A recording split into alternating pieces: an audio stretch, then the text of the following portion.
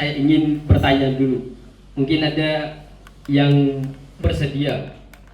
Sebenarnya budaya positif yang selama ini kita laksanakan dan kita lakukan itu sudah mengarah kepada proses bagaimana kita keberpihakan kita kepada siswa. Nah, saya boleh minta satu orang, Bu Dina, boleh kan hal positif apa saja atau budaya positif apa saja yang kita selama ini lakukan sebagai seorang guru? Silakan, Bu Dina. Mendampingi sholat duha. Terima kasih Pak Supri atas kesempatannya. Menurut saya sudah banyak sekali ya budaya positif yang sudah dilakukan oleh guru di SMP Negeri 30 Surabaya. Salah satunya adalah mengajarkan kedisiplinan gitu. Jadi setiap pagi ketika kita ada pembiasaan pagi, maka anak-anak guru mencontohkan dulu ya untuk selalu berada di dalam kelas dalam memimpin pembiasaan pagi, sehingga nanti anak-anak akan mencontoh juga guru yang juga sudah masuk ke kelas pagi. Kemudian sebelum pembiasaan pagi pun pada saat menyambut anak-anak juga dimulai dengan sapa, salam dan juga salim senyum gitu. Terima kasih Pak. Baik, terima kasih Bu Dina. Jadi sebenarnya budaya positif ini kita lakukan sering ya. Jadi apapun aktivitas dan kegiatan kita lakukan di dalam proses pembelajaran itu memuat nilai positif. Nah, untuk itu kita akan coba dan diskusikan secara bersama-sama. Sebenarnya nilai-nilai yang budaya positif yang kita kembangkan dan kita terapkan setiap hari itu modelnya seperti apa? Nah, karena ini adalah era perubahan paradigma kurikulum merdeka, berarti paradigmanya dulu harus kita benarkan. Nah, di dalam konteks paradigma berarti yang berkaitan dengan masalah bagaimana cara pandang kita terhadap sebuah masalah atau sebuah objek. Tentunya berarti yang jadi objek kajiannya di sini adalah siswa. Nah, tentu Bapak Ibu guru sekalian sudah tahu dan paham bahwa pendidikan atau tujuan pendidikan sebenarnya itu menuntun bagaimana mengarahkan siswa itu sesuai dengan kodrat alam dan kodrat zamannya, yang dimana kita pahami secara bersama-sama bahwa kalau di dalam proses pendidikan yang diutamakan kalau memang disesuaikan dengan prinsip keyakinan gurunya, berarti maka tidak bisa menuntun, tetapi diarahkan. Nah, kemudian di dalam kurikulum merdeka ini budaya yang ingin dicapai adalah bagaimana mengembangkan profil pelajar Pancasila. Nah, di dalam profil pelajar Pancasila, jadi nilai-nilai dasarnya itu tentu kita sudah pahami secara bersama-sama. Yang diantaranya ada beriman dan bertakwa kepada Tuhan Yang Maha Esa, kemudian mandiri, bernalar kritis, kreatif, gotong royong, dan berkebinekaan. Nah, nilai-nilai inilah yang nantinya akan kita coba masukkan di dalam proses pembelajaran sebagai salah satu atau sebagian salah banyaknya di dalam proses pendidikan untuk mewujudkan yang namanya budaya positif.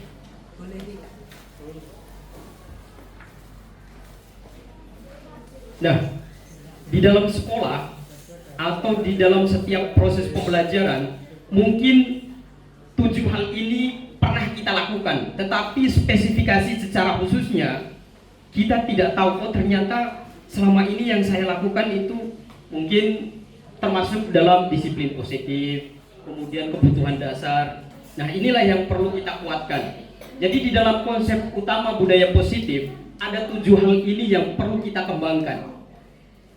Tetapi yang paling utama adalah bagaimana nomor 5 dan 7. Bagaimana kita memposisikan posisi kita sebagai posisi kontrol di dalam kelas. Kemudian yang kedua, bagaimana kita mengambil strategi segitiga restitusi. Nah, Bapak Ibu sekalian, di dalam mengembangkan budaya positif ada dua hal ini yang menjadi pisau analisis untuk mengembangkan budaya positif di sekolah. Nah, kita coba bahas satu persatu. Jadi yang pertama, perubahan paradigma. Untuk membangun budaya yang positif, berarti kira-kira yang kita butuhkan berarti apa Bapak Ibu? Untuk membangun budaya yang positif. Merubah cara kita ketika kebiasaan sehari-hari. Pak Arya. Merubah pandangan dan merubah bagaimana cara kita ketika memulai sesuatu itu yang biasa-biasa saja menjadi lebih baik ke depannya. Seperti itu mungkin Pak. Baik, terima kasih Pak Arya. Mungkin ada lagi? Pak Imran mungkin. Pak Imron. Bu Dina aja lagi. Bu Melisa. Silakan Bu. Bantal itu lebih Untuk membangun budaya positif atau untuk menciptakan budaya positif, hal yang paling utama yang kita lakukan di dalam proses pembelajaran itu apa Bu? Kira-kira yang bisa menunjang terwujudnya budaya positif di dalam proses pembelajaran? Yang pertama sih mungkin mulai dari diri sendiri dulu ya Pak ya. Jadi kalau misalkan dalam diri kita sudah menerapkan budaya positif, otomatis nanti dalam untuk anak-anak bisa ditirukan oleh anak-anak gitu. Jadi dimulai dari diri sendiri dulu, kemudian baru kita bisa contohkan ke anak-anak kayak gitu Pak. Baik, terima kasih Bu Melisa. Jadi yang paling penting di dalam penerapan budaya positif itu, yang paling penting tadi yang seperti yang disampaikan Bu Melisa adalah bagaimana kita kontrol diri. Nah, artinya segala sesuatunya itu harus mulai dari diri. Nah, sederhananya begini, kalau kita mau menerapkan budaya positif di dalam lingkungan sekolah, berarti otomatis yang dikembangkan atau yang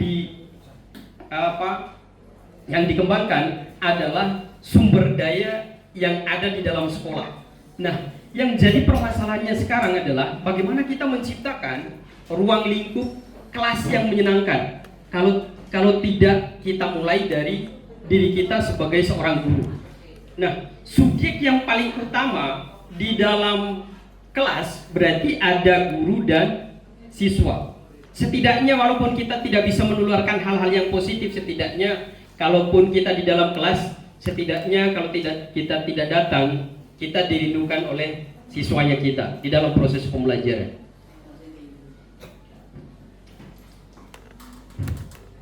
Nah, ini kita coba sebuah permainan. Jadi kita pakai dua orang aja, ibu-ibu sama bapak-bapak yang di belakang. Kalau boleh, kalau mau ikut boleh.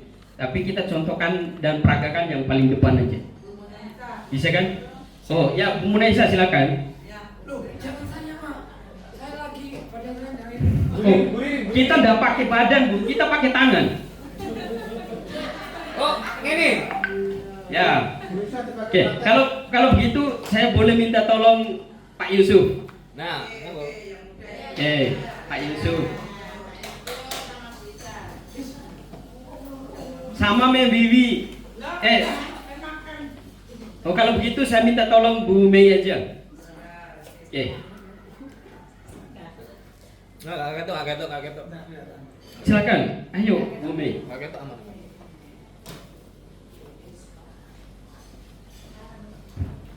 Jadi tugasnya kita begini. Jadi Bu, ini ada gambarnya kan Bu Mei? Di slide-nya ada gambarnya kan? Ada. Berarti Oh ya, ini. oke. Jadi tugasnya Bu Mei atau Bu Mei Pak Yusuf ini yang menggenggam tangan. Saya aja Bu. Oke. Saya nggak pakai kanan. Jadi caranya begini, permainannya kita berarti seakan-akan yang digenggam Bu Mei ini adalah sesuatu yang berharga yang tidak boleh dilepas. Nah, tugasnya Pak Yusuf merayu agar Bu Mei, terserah mau pakai cara apapun, merayu Bu Mei dengan cara apapun agar tangannya dibuka. Nggak boleh lihat lah, Bu Wiwi. Nggak Pilih. Hari perang. Oke, bisa dimulai? Siap. Nggak Oke. boleh Pak. Boleh Silakan. gitu, Pak. Terserah mau pakai apa aja boleh. Tapi Bu Mei itu harus terserah Bu Mei mau menggenggamnya terus atau mau dibuka, itu terserah Bu Mei aja dulu. Pak Yusuf dibuka aja deh. Ya, pokoknya Pak Yusuf godain gimana caranya biar dibuka. Nah, di genggamannya Bu Mei ini adalah sesuatu yang paling berharga untuk hidupnya Bu Mei. Halo, sekarang ready. Silakan.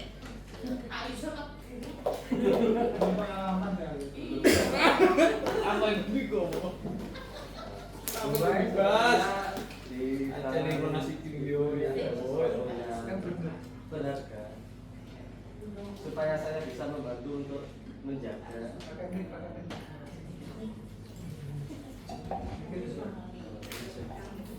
Nah, ya Bu Mei, karena ini sepertinya yang Ibu Mei genggam ini adalah sesuatu yang berharga dan saya adalah rekan Anda yang pasti bisa dipercaya.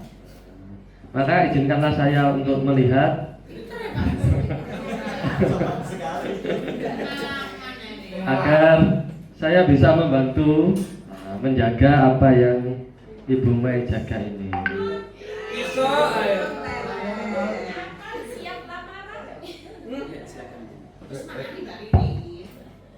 Terima kasih Pak Yusuf.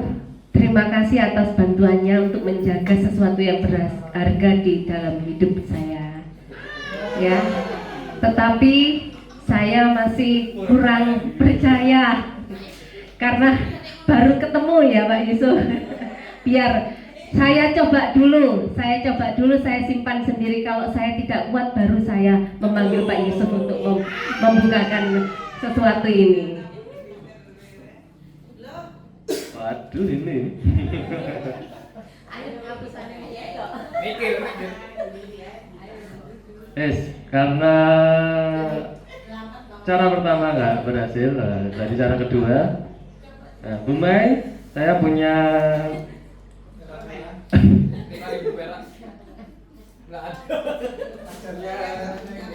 hadiah. Nah, namun syaratnya harus diterima dengan tangan kanan. Nah, untuk hadiahnya yaitu ada uang berwarna biru. Nah, syaratnya yaitu harus diterima dengan menggunakan tangan kanan. Karena kalau pemberian itu harus diterima dengan tangan yang baik. Nah,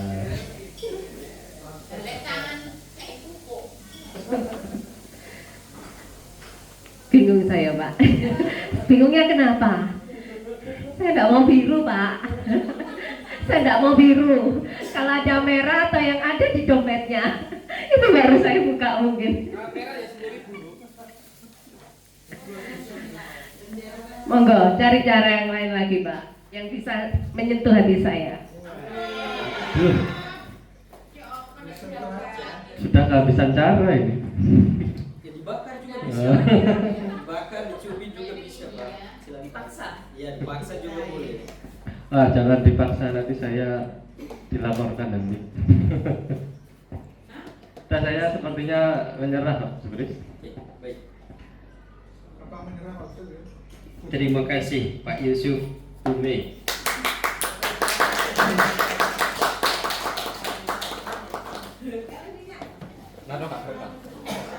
Nah, Bapak Ibu, seperti kita lihat tadi bahwa adegannya tadi berarti Bu Mei kalau tidak punya sesuatu yang lebih besar dan sesuatu yang lebih menjanjikan berarti tidak mau dibuka. Nah, artinya begini, begitupun di dalam proses pembelajaran yang menentukan kontrolnya itu bukan orang lain. Ya, memang begitu Bu. Yang kita cari itu adalah posisi kontrolnya kita di dalam proses pembelajaran. Nah, contohnya begini. Nanti kita bahas. Itu yang lebih penting. Berarti, Pak, kenapa sih yang dibicarakan kontrol aja terus? Nah, yang di dalam budaya positif ini, inilah yang perlu kita pahami. Jadi yang dilihat itu adalah bagaimana cara kita mengontrol dengan catatan menggunakan budaya atau hal yang positif. Nah, seperti yang dilakukan oleh Bu Mei tadi sama Pak Yusuf. Bu Mei tidak mau membuka tangannya. Alasannya kenapa? Itu tergantung dari Bu Mei-nya. Karena alasannya Bu Mei kalau memang sesuatu itu tidak lebih menguntungkan atau menjanjikan, Bu Mei tidak mau buka. Nah, begitupun di dalam proses pembelajaran. Kalau kita meletakkan posisi kontrolnya terhadap proses pembelajaran itu di siswa, maka otomatis yang menjadi kontrolnya itu adalah siswa, bukan kita. Kita lanjut, mungkin ibu-ibu nanti bisa lihat lagi. Ibu seneng yang kontrol. Nah, mau dibuka ataupun ditutup tangannya atau digenggam, itu jawabannya adalah posisi kontrol yang dimiliki itu adalah ada pada diri kita masing-masing. Nah, tadi ibu-ibunya yang bilang, Pak, kenapa sih harus kontrol terus? Ini yang saya cari dulu, Bu. Nah, sekarang ini kita udah enggak berbicara lagi tentang posisi kontrol. Jadi kita lihat pada proses ataupun paradigma di dalam proses pembelajaran. Sebelum saya lanjut, yakin enggak kalau kita sebagai seorang guru bisa mengendalikan siswanya kita, atau kita bisa mengarahkan siswanya kita di dalam proses pembelajaran sesuai dengan keinginan kita? Bisa. Nah, posisi inilah yang akan kita nanti akan bahas di dalam setiap perilakunya kita sebagai seorang guru. Misalkan kita menganggap bahwa kita bisa mengontrol siswanya kita sesuai dengan keinginan kita, tetapi itu adalah sebuah ilusi. Kenapa sebuah ilusi? Karena memang kesadaran yang dibangun itu bukan berdasarkan kesadaran yang lahir dari dalam diri siswa, tetapi itu atas dasar paksaan dari luarnya.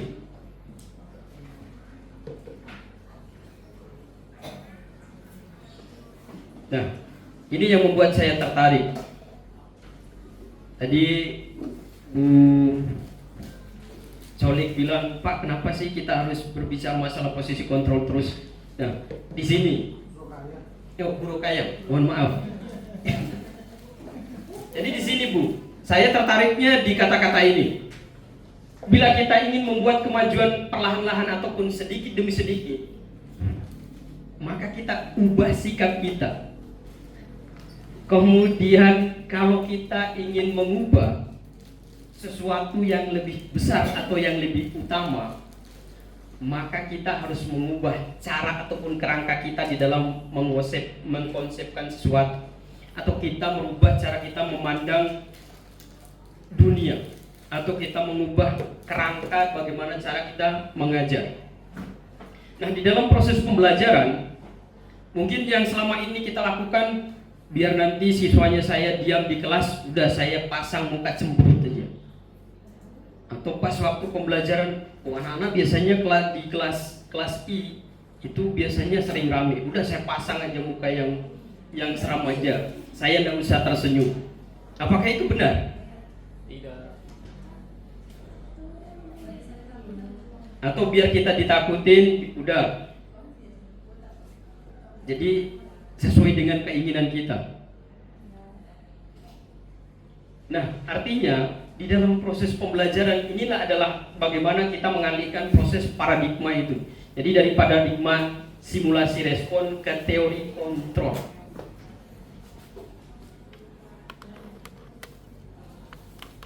Nah, Bapak Ibu, ini kebetulan ada seniornya saya yang sudah duluan. Sebenarnya saya bukan ingin bertanya, tetapi saya ingin diberikan wejangan. Bedanya disiplin positif dengan budaya positif itu menurut seniornya saya apa? Silakan, Bu Deni. Disiplin positif dan budaya positif. Ya, jadi kalau budaya positif itu pembiasaan untuk bersikap positif terhadap segala sesuatu hal. Jadi ketika disiplin positif itu kita terapkan kepada siswa, Misalnya melalui kesepakatan kelas. Jadi kesepakatan kelas itu kita buat secara bersama, diikuti oleh seluruh siswa yang ada di kelas.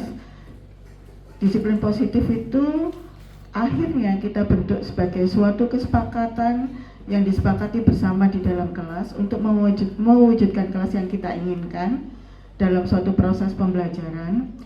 Ketika semua stakeholder yang ada di dalam kelas itu mentaati kesepakatan kelas sehingga menjadi suatu disiplin positif di dalam kelas tersebut, dan ketika kita sudah saling mengingatkan terhadap kesepakatan kelas yang ada dalam kelas tersebut, maka akan menjadi suatu budaya, suatu pembiasaan, yaitu yang disebut dengan budaya positif atau disiplin positif.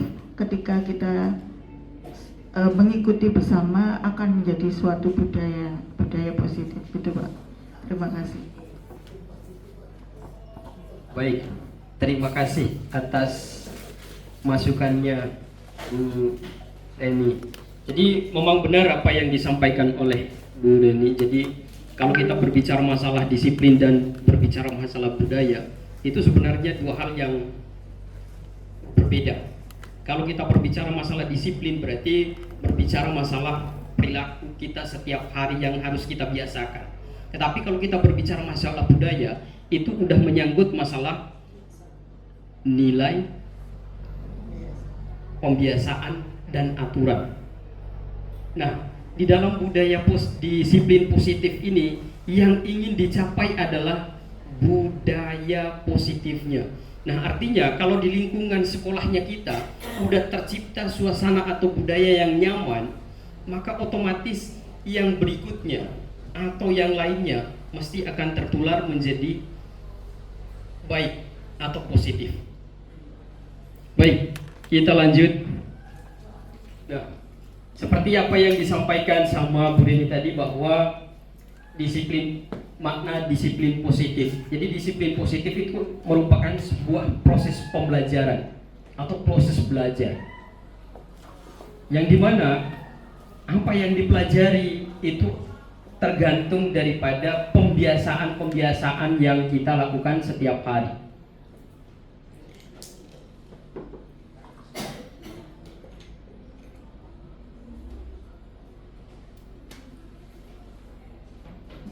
Nah, Bapak Ibu, sebenarnya di dalam kajian budaya positif ini ada beberapa hal yang perlu kita pahami. Yang diantaranya adalah bagaimana kita menerapkan atau melaksanakan yang namanya nilai-nilai universal. Nah, nilai-nilai universal di sini itu salah satu beberapa contohnya di sini ada dapat dipercaya, kemudian rasa hormat, kerjasama, empati, tanggung jawab, dan lain sebagainya. Nah, nilai-nilai itu yang secara universal yang kita pahami dan kita yakini itu benar dan berlaku secara keseluruhan. Nah, ini saya punya kuis lagi. Jadi mudah-mudahan nanti kita bisa mengembangkan. Jadi di dalam keseharian kita ataupun kegiatan kita di dalam proses pembelajaran, nilai-nilai itu telah ada, tetapi spesifikasi khususnya mungkin kita selama ini tidak sadar. Misalkan contoh, saat kita datang tepat waktu, berarti nilai universal apa yang kita junjung tinggi di situ? Kira-kira? Berarti saat kita datang tepat waktu berarti nilai kedisiplinan. Berarti kita coba dulu, benar apa salahnya? Menghargai dan tanggung jawab. Nah, saat kita datang tepat waktu, benar seperti apa yang dikatakan sama Bu Reni, berarti disiplin, nilai disiplin. Tetapi masalahnya ada dua komponen utama di situ. Yang pertama, kita menghargai waktu, kemudian kita bertanggung jawab. Nah, selama ini misalkan salah satu contoh, kita datang sekolah atau pun datang mengajar tepat waktu, itu karena kita menjunjung tinggi nilai yang ada pada diri kita, bukan karena memang takut sama kepala sekolah atau takut ndak gajinya dipotong. Kalau hal seperti itu kita tanamkan, berarti budaya ataupun hal-hal positif di dalam diri kita itu tidak bisa akan tercipta. Nah, kemudian yang kedua, kira-kira kalau kita memakai masker, misalkan di luar lagi ada wabah atau apa, berarti nilai universal yang kita junjung tinggi di yang memakai masker ini kira-kira apa? Kesehatan. Menurut Pak Imron, kesehatan. Kita coba buktikan kalau begitu Pak Imron. Kesehatan dan empati. Kenapa empati? Soalnya kalau kita berada di luar kemudian menulari orang lain lagi, berarti rasa empati kita terhadap orang lain itu tidak ada. Nah, terakhir Pak Imron, biasanya kita sering memakai sepeda. Keselamatan. Ya memang kalau tidak pakai helm ini memang bisa-bisa kepala bocor. Nah, jadi di dalam proses paradigma proses pembelajaran di kurikulum Merdeka, jadi nilai-nilai yang ada di profil pelajar Pancasila inilah yang ingin dicapai.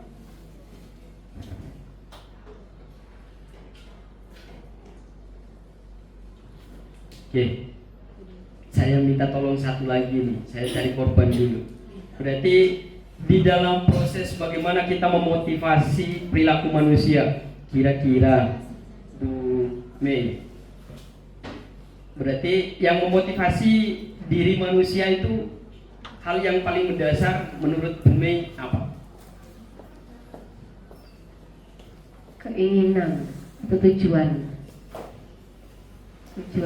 Jadi saya bertujuan apa hingga memotivasi perilaku saya untuk mencapai tujuan itu. Menurut Bu Mei, hal yang paling mendasar yang memotivasi diri manusia adalah keinginan. Kalau begitu, saya boleh minta tolong Bapak-bapak, Pak Podo.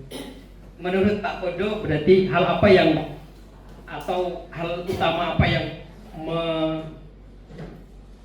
membuat atau yang memotivasi perilaku manusia pada umumnya? Pengakuan dari lingkungan sekitar. Baik, terima kasih. Pak Podo mengatakan bahwa pengakuan atau penghargaan. Nah, sebenarnya tanpa kita sadari, yang menjadi motivasi utama kita di dalam proses bagaimana motivasi perilaku kita adalah kita ingin mendapatkan pengakuan ataupun penghargaan dari orang lain. Nah, begitupun juga dengan murid-murid kita. Mereka pengen diakui, mereka pengen dijunjung tinggi. Misalkan mereka sudah membuat kreativitas atau menciptakan produk-produk, mereka ingin dipuji dan dihargai oleh gurunya walaupun dalam bentuk apapun. Itu tidak bisa dipungkiri karena itu adalah hal yang manusiawi. Nah, ini berkaitan dengan keyakinan kelas. Nah, Bapak Ibu biasanya kalau setiap tahun ajaran baru kan buat kesepakatan kelas. Iya kan? Nah, yang jadi permasalahannya, keyakinan kelas sama kesepakatan kelas sama apa enggak?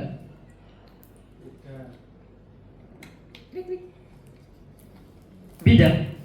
Oh, mungkin Bu Dina udah membuat kesepakatan kelas. Sudah.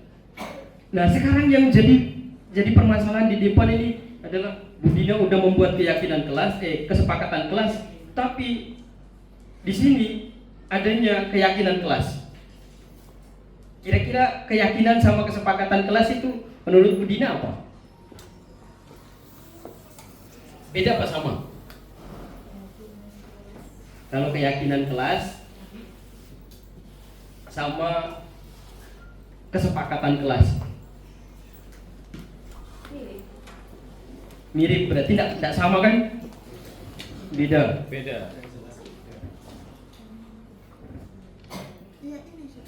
Berarti kalau begitu saya minta alasannya, bedanya keyakinan kelas sama kesepakatan kelas apa? minta tolong Bu Dina dulu.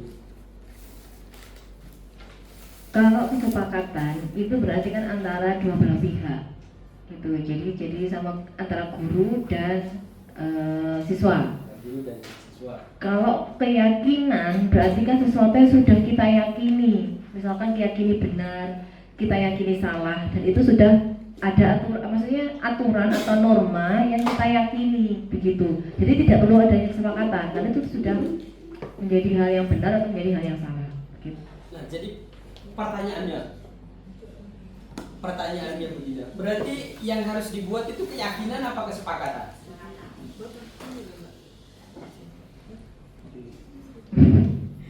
Satu jawab. Ya, silakan Pak Arya. Oke, baik, terima kasih Pak Adi. Ya, silakan. Jadi tadi pertanyaannya, apakah keyakinan kelas dengan kesepakatan kelas itu sama atau berbeda? Jawabannya adalah berbeda, Pak. Tadi kalau Bu Dina menjawab bahwasanya keyakinan itu dari yang kita yakini, kalau kesepakatan itu antara kedua belah pihak gitu ya Bu Dina ya.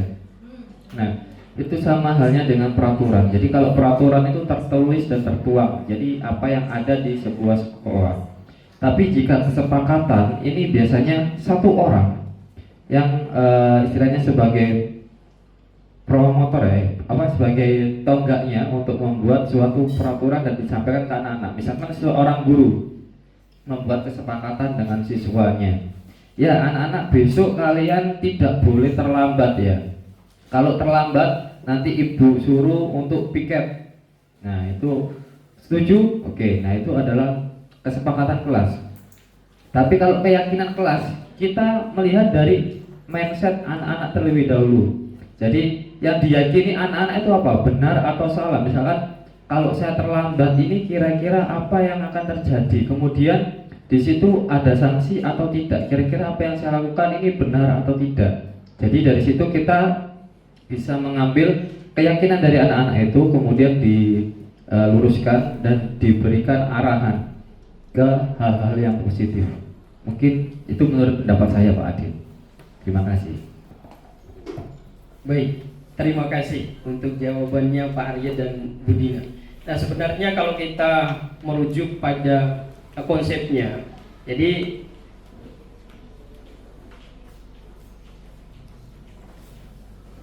kalau di kesepakatan kelas itu mengarah pada aturan yang telah ada yang harus kita sepakati secara bersama-sama. Seperti katanya Pak Arya tadi bahwa aturannya itu sudah ada dan baku dan tidak bisa diganggu lagi. Misalkan contoh, di sekolah kita tidak boleh menggunakan atau memakai plastik satu kali pakai. Nah itu ada aturan yang sudah baku. Tetapi kalau di dalam keyakinan kelas, yang ingin kita capai adalah nilai-nilai universalnya. Jadi secara naluri itu siswa dapat menyadari atau memahami nilai-nilai apa yang saya harus kembangkan di dalam proses pembelajaran. Misalkan kalau saya tidak ribut ataupun tidak menghormati dan menghargai guru saya waktu proses pembelajaran, maka otomatis ada nilai yang saya langgar. Nilai apa yang dia langgar? Berarti misalkan rasa hormatnya dia kepada guru, dia langgar. Nah, itulah bedanya antara keyakinan kelas dan kesepakatan kelas. Sekali lagi, kalau keyakinan kelas itu merujuk pada bagaimana nilai-nilai dasar itu dapat tercapai di dalam proses pembelajaran. Tapi kalau kesepakatan kelas, kita mengacu pada aturan atau hukum yang telah ada, kita sepakati secara bersama-sama. Nah, contohnya seperti ini. Videonya nggak muncul. Diklik dong. Diklik bos.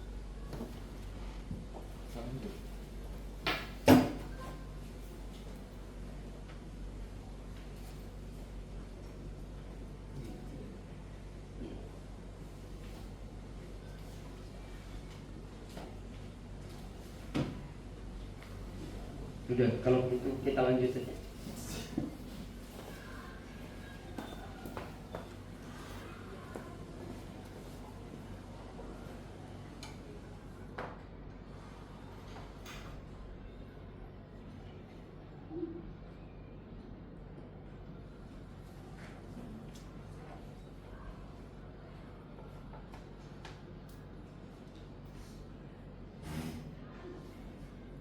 Oke, baik, kita lanjut. Mohon maaf. Jadi sekarang kita masuk pada kebutuhan dasar manusia. Nah, biasanya sekarang apalagi sistemnya zonasi. Ibu-ibu, saya kan juga orang baru di sini. Tapi ibu-ibu yang lama bilang kalau sebelum adanya zonasi ini siswanya SMP 30 ini adalah siswa-siswa yang luar biasa. Tetapi semenjak adanya zonasi, rasa-rasanya kok tidak sesuai dengan harapan Bapak Ibu guru. Nah, yang jadi permasalahannya di dalam kebutuhan, di dalam proses pembelajaran, apakah kebutuhan yang mereka alami itu sudah terpenuhi semua apa enggak? Nah, untuk lebih jelasnya, jadi di dalam proses bagaimana kita memenuhi kebutuhan manusia itu ada 5 kebutuhan dasar yang harus kita penuhi dan wajib didapatkan oleh siswa ataupun manusia. Jadi yang pertama itu ada kebutuhan bertahan hidup. Kemudian yang kedua ada kebutuhan kebebasan. Yang ketiga kesenangan, kasih sayang, dan penguasaan. Nah, kira-kira Bapak Ibu yang ada di sini, kira-kira mau enggak atau ada enggak yang merasa 5-5-nya ini tidak terpenuhi?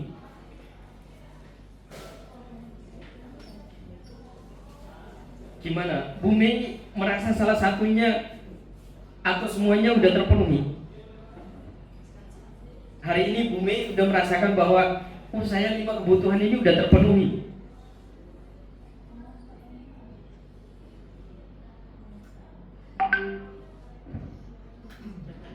Sudah, berarti sudah semua.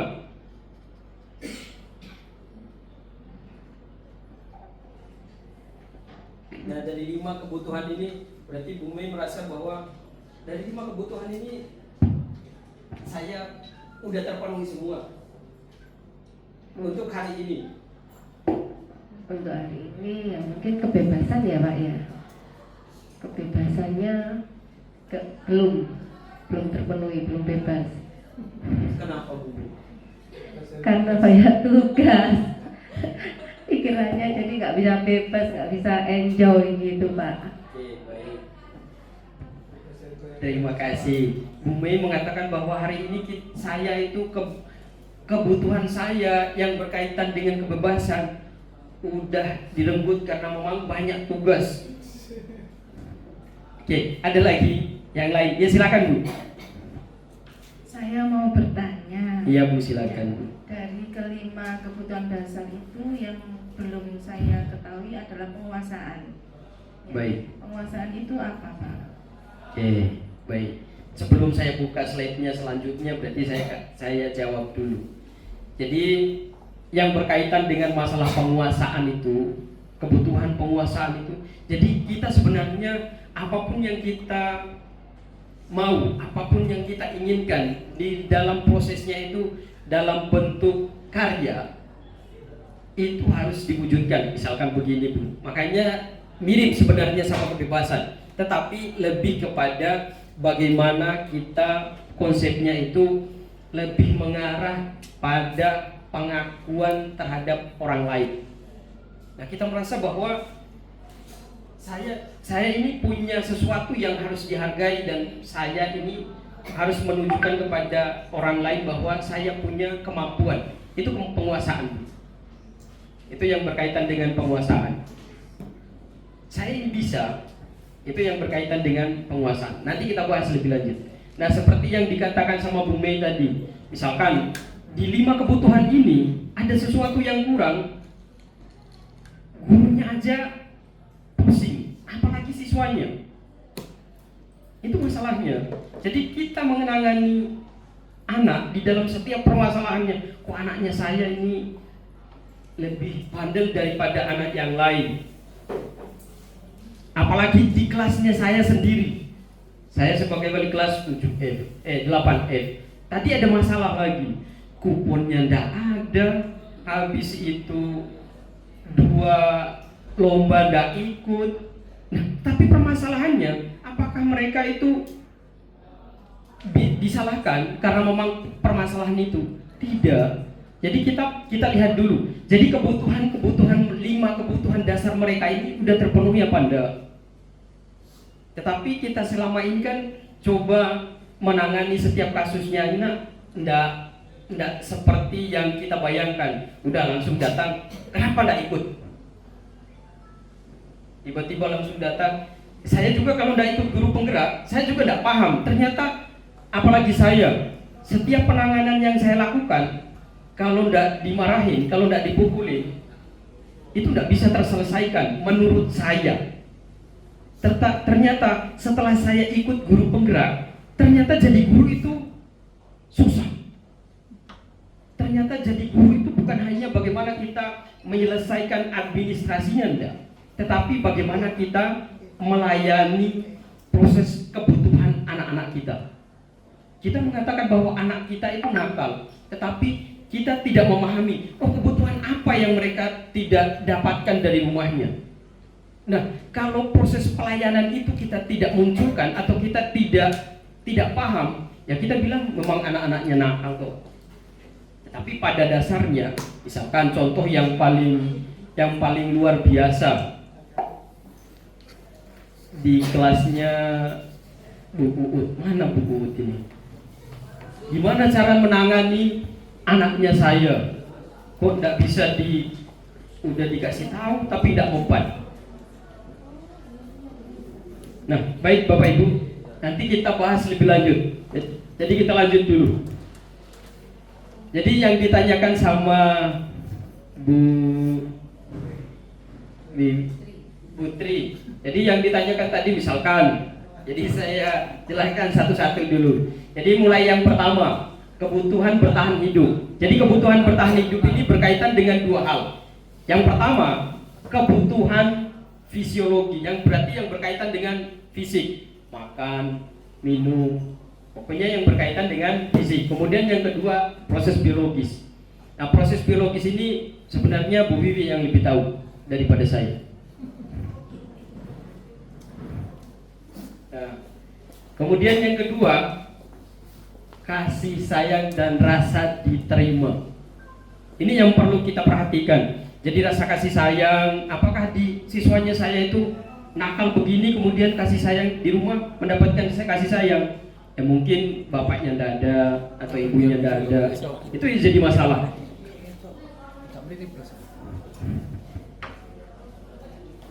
Nah, yang ditanyakan sama Bu Wiwi tadi, Pak, saya tidak tahu kebutuhan penguasaan itu apa. Nah, sebenarnya ini Bu Wiwi. Jadi setiap yang anak-anak lakukan, setiap anak-anak menjadi produknya anak-anak, itu adalah sesuatu yang harus kita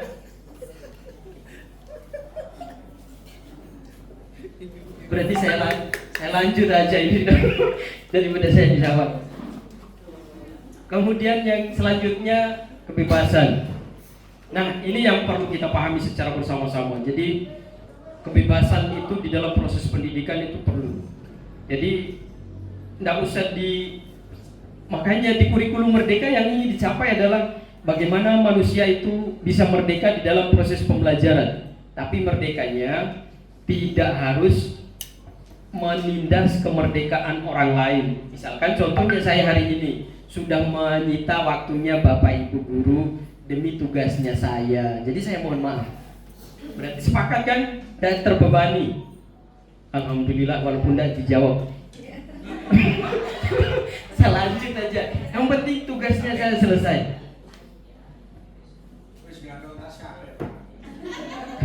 Siapa? Nah, yang selanjutnya adalah kesenangan. Jadi di dalam proses pembelajaran yang sebut saya dari awal saya katakan tadi bahwa Sebenarnya anak-anak itu, misalkan contohnya yang paling sederhana Pak Sopi. Pak Sopi itu Bu, kalau nggak masuk kelas dicari sama anak-anak, nggak tahu. Saya tanya, kamu suka sama pelajaran Pak Sopi? Kenapa? Pak Sopi penyampaiannya bagus apa enggak? Enggak Pak, ternyata Pak Sopi itu lebih lucu, orangnya lebih ramah. Nah, nanti kalau siswanya udah lulus, yang diingat itu kita pintar apa kita lucu? Kita lucu. Yang diingat itu kita pintar apa galak? Contohnya sama Bu Bulan, mumpung tidak ada orangnya. Yang diingat itu coba kalau ditanya, Bu Bulan yang mana? Oh, Bu Bulan kesiswaan. Ya, saya pernah dimarahin bolak-balik. Nah, setidaknya walaupun di dalam konsepnya kita tidak bisa menyampaikan sesuai dengan harapan siswa, tetapi walaupun kita di dalam proses pembelajaran itu setidaknya kalaupun kita tidak hadir atau tidak mengajar, setidaknya kita dirindukan oleh siswanya kita.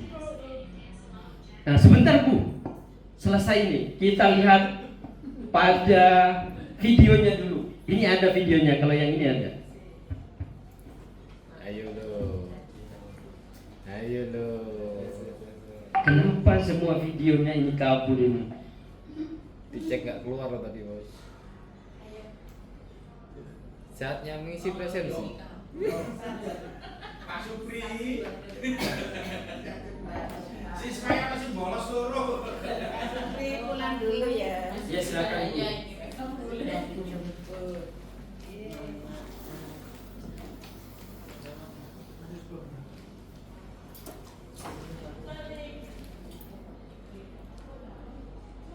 Kira giga video.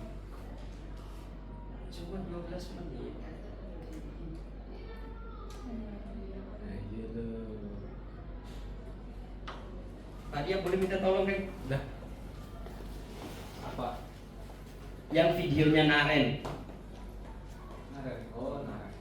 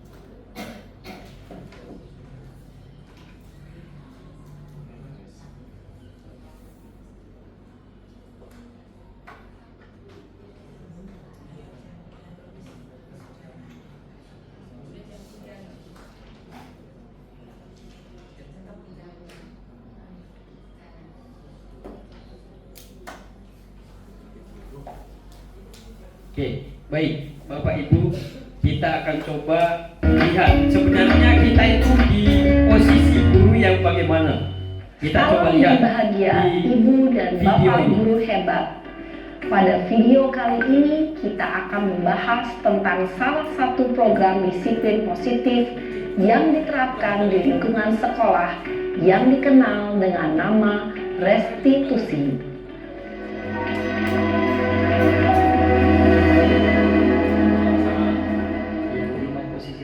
Restitusi dikembangkan oleh pakar pendidikan Diane Gossen, berlandas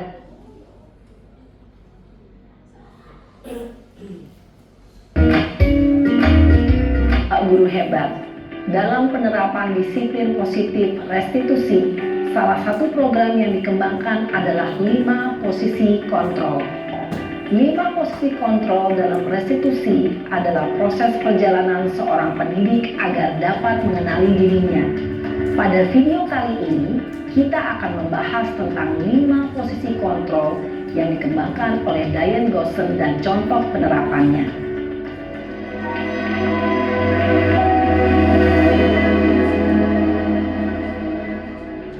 Lima posisi kontrol itu adalah 1. Posisi penghukum.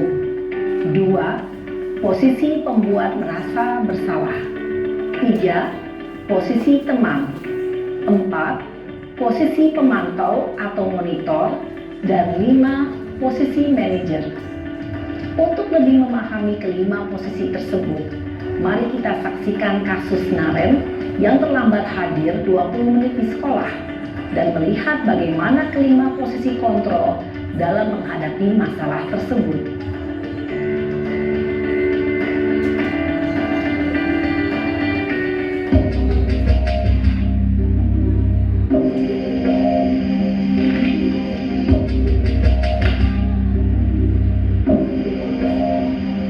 Naren! Sini kamu! Selamat pagi, Bu. Selalu terlambat. Kamu deh, pasti terlambat. Maaf, Bu. Saya Apa? Apa coba? Alasan kamu apa lagi? Kapan sih kamu tidak terlambat? Malas sekali ya kamu jadi anak. saya Dasar pemalas. Gak kapok-kapok sih kamu. Sudah berapa kali terlambat? Sana, kamu keliling lapangan basket 2 kali. Kenapa saya harus keliling lapangan basket, Bu? Kenapa? Kamu melawan ibu? Berani-beraninya jawab. Sudah terlambat, masih berani jawab pula. Sekarang, keliling lapangan basket 5 kali sekalian. Biar kapok. Cepat. Pergi sana ke lapangan basket. Posisi penghukum biasanya berbicara dengan nada tinggi, menghardik, menunjuk-nunjuk, menyakiti, dan menyindir. Hukuman bisa berupa fisik maupun psikis. Ibu dan bapak guru hebat. Dampak yang terjadi pada murid ketika guru berada pada posisi penghukum adalah murid cenderung akan memberontak, bahkan menyimpan dendam.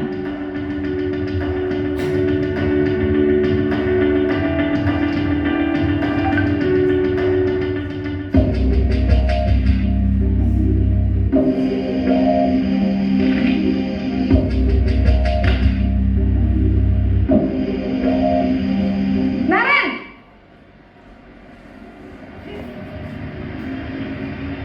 Selamat pagi, Bu. Naren. Kamu kenapa terlambat lagi, nak? Ya Tuhan, Naren. Kamu senang ya bikin ibu susah ya? Kalau kamu terlambat lagi, nanti ibu yang ditegur bapak kepala sekolah, nak. Disangka ibu tidak bisa membina kamu. Duh, gimana ini? Maaf, Bu. Duh, Gusti Naren. Kamu suka ya kalau ibu ditegur bapak kepala sekolah? Terus, sekarang ibu harus tulis apa yang di buku absen? Ini kamu sudah sering terlambat loh. Ibu harus apa coba? Maaf, Bu. Maaf sekali. Ya sudah, lain kali jangan bikin ibu susah lagi ya nak ya. Ibu tidak akan kuat lagi kalau kamu begini terus. Bisa jantungan kalau ibu ditegur bapak kepala sekolah. Sana cepat ke kelas.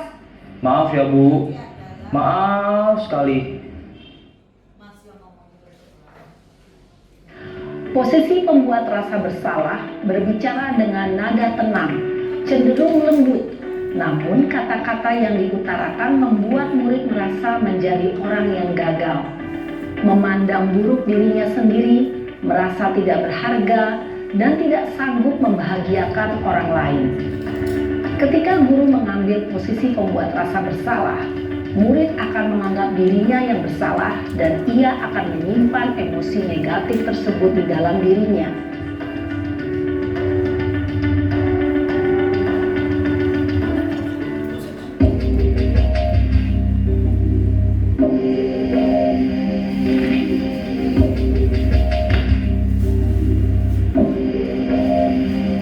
Naren!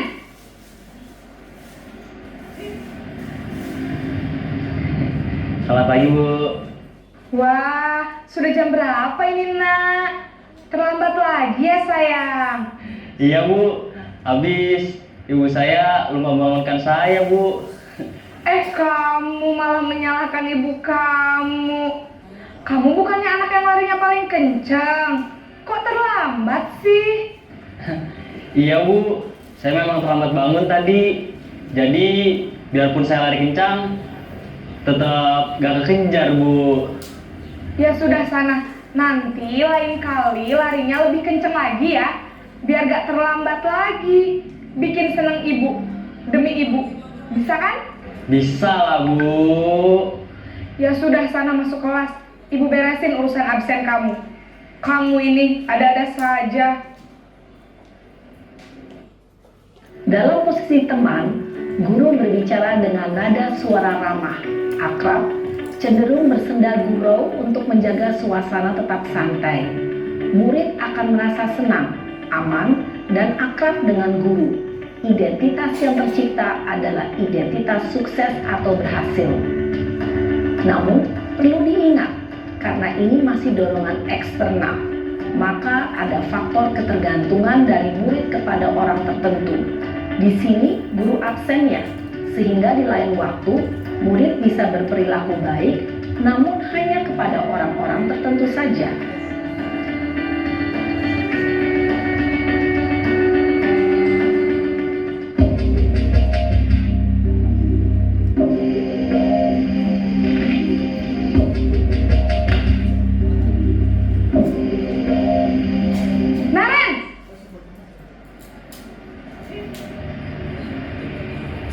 Selamat pagi Bu. Naren, apa peraturan sekolah kita tentang jam berapa kita harus masuk sekolah, nak? Kita harus di sekolah jam 7 Bu. Iya betul, sekarang sudah jam 7.20. Naren sudah tahu konsekuensinya jika terlambat hadir. Paham Bu. Saya harus tinggal kelas pas jam istirahat selama 20 menit. Iya benar, konsekuensinya demikian. Jadi nanti jam 9.30 pas istirahat, kamu harus tinggal di kelas, kerjakan tugas tambahan untuk ketertinggalan kamu, ya? Baik Bu. Posisi pemantau mengandalkan penghitungan atau data untuk mengontrol murid.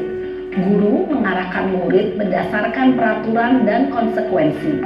Seorang pemantau menunjukkan bahasa tubuh dan ekspresi wajah yang datar dan cenderung formal.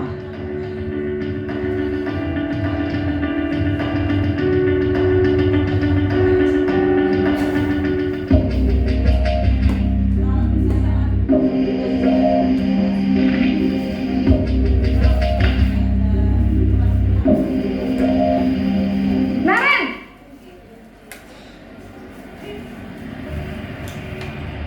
Selamat pagi Bu. Selamat pagi, Naren. Maaf Bu, saya terlambat. Iya, sekolah masuknya jam 7, sekarang sudah jam 7.20. Jadi sekarang bagaimana ini, Naren? Maaf Bu, saya lupa setel alarm saya semalam. Baiklah, menurut kamu, keyakinan sekolah yang mana yang perlu kamu tingkatkan? Menghargai diri sendiri dan orang lain mungkin ya Bu. Setuju. Jadi, apakah Naren meyakini prinsip saling menghormati tersebut? Iya Bu, saya meyakininya. Apakah Naren bersedia memperbaiki masalah keterlambatan ini? Bersedia Bu. Bagaimana kamu akan perbaiki masalah keterlambatan ini? Saya akan coba untuk tidak lupa menyetel alarm saya Bu. Baik, kalau Naren lupa menyetel alarm di rumah, ada orang yang kira-kira bisa bantu mengingatkan tidak?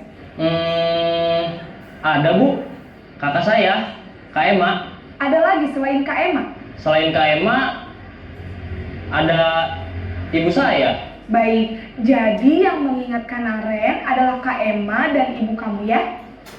Kira-kira akan mulai setel alarm kapan nih, Naren? Setelah pulang sekolah, akan segera saya lakukan. Baik, jadi Naren akan setel alarm untuk bangun besok pagi dan akan diingatkan oleh kakak dan ibunda Naren ya. Ada lagi yang mungkin perlu dilakukan, Naren, agar tidak terlambat bangun lagi? Tidak ada Bu. Baik, Naren, terima kasih untuk kerjasama kamu. Sekarang kamu perlu kembali ke kelas untuk belajar. Baik Bu, terima kasih. Posisi manajer adalah posisi kontrol yang disarankan untuk membimbing murid memiliki sikap disiplin yang positif, yaitu murid yang mandiri, bertanggung jawab, dan dapat memecahkan masalah. Tujuan dari posisi ini adalah agar murid dapat berefleksi atas tindakannya. Guru akan dengan tulus memberikan pertanyaan-pertanyaan bermakna, sehingga membuat murid dapat belajar dari kesalahannya dan mencari sebuah solusi untuk menyelesaikannya. Ibu dan Bapak guru hebat, setelah mengamati adegan kelima posisi kontrol tadi, kira-kira posisi mana yang paling ideal? Posisi mana yang dapat menunjang motivasi intrinsik murid? Ya, tentu posisi manajer. Posisi ini memang posisi ideal yang ingin dituju setiap pendidik. Pada posisi inilah, guru dapat menerapkan disiplin positif yang berpihak pada murid, yang memerdekakan murid. Perjalanan seorang pendidik tentunya tidak mudah untuk sampai pada posisi seorang manajer. Namun, tujuan kita pasti, yaitu menciptakan murid-murid yang mandiri, merdeka, dan bertanggung jawab. Semoga penggambaran 5 posisi kontrol yang telah diperlihatkan ini dapat menjadi ajang refleksi bagi kita semua, agar dapat terus mengasah dan menerapkan disiplin positif yang memerdekakan murid. Mari terus berlatih dan bersemangat. Selamat menerapkan. Salam dan bahagia, Ibu dan Bapak guru hebat.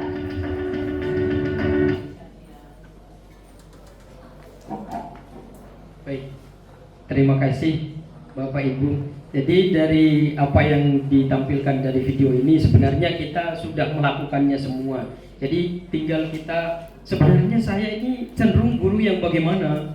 Apakah yang menghukum atau yang paling ideal tadi adalah posisi manajer yang memberikan solusi dan kerangka berpikir bagaimana anak-anak bisa mendapatkan solusi dari setiap permasalahannya mereka. Jadi apa yang saya sampaikan hari ini mudah-mudahan bisa bermanfaat. Silakan. Tanya, Pak. Iya, silakan Bu. Pak, saya ada kesulitan ini, Pak. Iya, silakan. Untuk mencoba, nggak usah, Pak.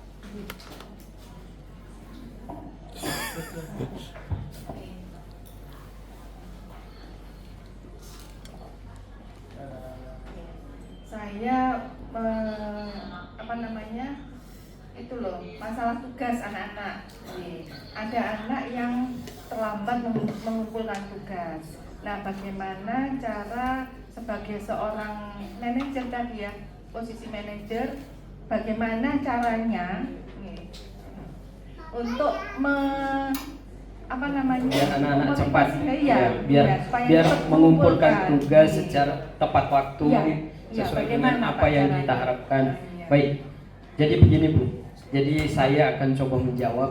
Jadi kalau kita sebagai seorang guru, misalkan kita menempatkan posisi yang paling ideal, yaitu posisi manajer tadi. Nah, artinya anak-anak, apakah kita udah menanyakan atau udah menggali anak-anak itu sebenarnya tidak mengumpulkan itu permasalahannya apa? Misalkan begini Bu, misalkan dia itu tidak terlalu tertarik menggunakan kertas, dia itu lebih tertarik menggunakan media sosial. Dia mengumpulkan tugas atau dia menggunakan HP itu, saya lebih tertarik menggunakan media sosial. Nah, artinya di dalam kurikulum Merdeka ada yang namanya proses pembelajaran berdiferensiasi. Jadi semua permasalahan, semua tugas itu tidak harus menggunakan kertas. Misalkan contoh di dalam proses pembelajaran IPS.